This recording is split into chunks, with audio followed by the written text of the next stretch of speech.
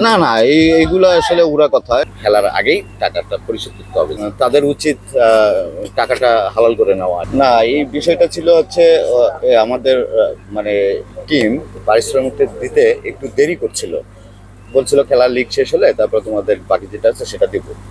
কিন্তু প্লেয়াররা সেইটাতে নারাজ ছিল। প্লেয়াররা দেখছে যে টিমের অবস্থা ভালো না, যেমন যে কোনো সময় টিমে নেমে যেতে পারে, রেলিগেশনে খেলতে পারে, তখন টাকা দিবে কি দিবে না, এই যে একটা সংখ্যায় ছিল তারা এই জন্য বলছিল আমাদেরকে খেলার আগেই টাকাটা পরিশোধ করতে হবে, যদি না করে তাহলে আমরা এই আর কি বর্জন করবো, এই করবো সে করবো।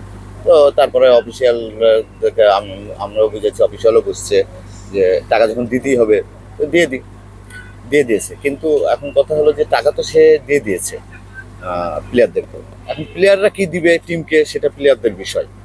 তাদের উচিত টাকাটা হালাল করে নেওয়া, আর কি যে প্রতিশ্রুতি ছিল সেই অনুযায়ী সবাইকে টাকাটা দিয়ে পরিশোধ করেছে। সেটা কি আজকে ম্যাচের আগে দেওয়া হয়েছে? জি, আজকে ম্যাচের আগে সেটা দেওয়া হয়েছে। সাব্বিরকে ক্যাপ্টেন্সি থেকে সরানো হলো এবং আলাউদ্দিন বাবুকে ক্যাপ্টেন করা হলো। দলের পারফরমেন্সে কি কোনো চেঞ্জেস এসেছে? উম, আছে কি?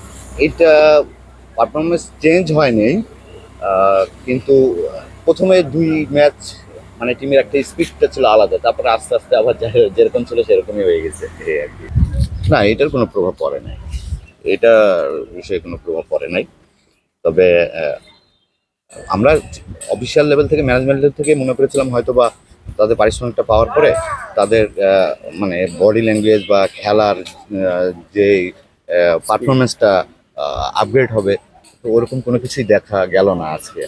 গতানুগতিক যা ছিল তাই। আপনারা নতুন একজন ক্রিকেটারকে ডেবু করিয়েছেন আজকে, জি, তার জি। পারফরমেন্স কেমন দেখলেন?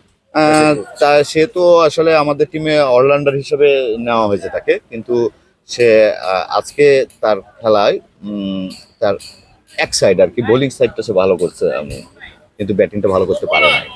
না না এইগুলো আসলে উড়া কথা, এগুলা ভিত্তিহীন কথা।